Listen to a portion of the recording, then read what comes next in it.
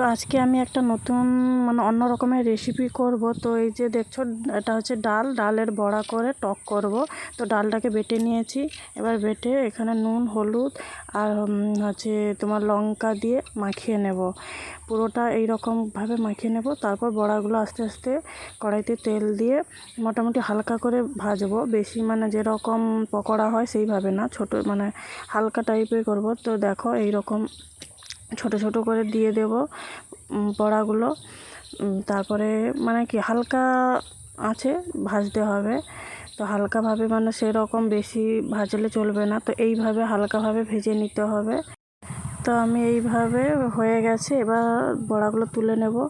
এবার টক বানাবো কিভাবে। তো কড়াইতে প্রথমে তেল দিয়ে দেবো। তারপর হচ্ছে তেলের মধ্যে কিছু সেরকম বেশি জিনিস দিতে হবে না, তো ফোড়ন দিয়ে দেবো। ফোড়নের পরে যে সর্ষে বাটা আছে ওই সর্ষে বাটাটা দিয়ে দেব।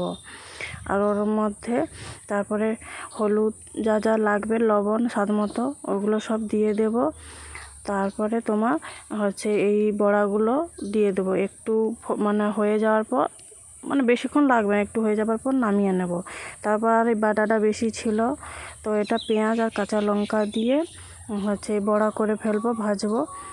তো আগের হচ্ছে টকটা হয়ে যায়। তো টকটা হয়ে গেলে তারপর আমি বড়াগুলো করব। তো এই দেখো আমার টকটা হয়ে গেছে, খেতে খুব ভালো। তো তোমরাও বানিয়ে খেতে পারো। তো এইটা যে পেঁয়াজ আর আমি কাঁচা লঙ্কা মাখিয়ে নিয়েছি, তো এই বড়া করেছি। দেখো, তো এই বড়া একটা জিনিসে দুটো আমার রেসিপি হয়ে গেল। তো ভিডিওটা কেমন লাগলো তোমরা বলো।